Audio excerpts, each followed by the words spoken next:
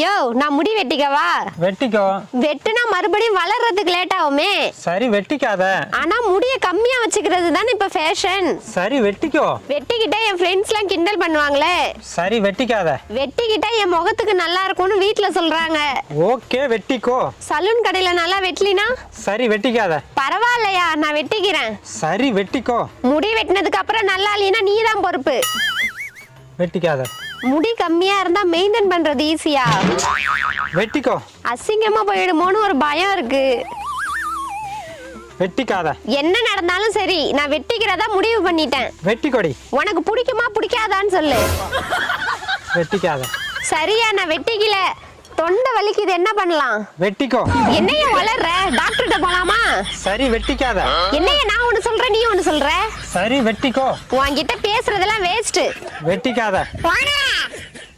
வெட்டிக்கோ. சும்மா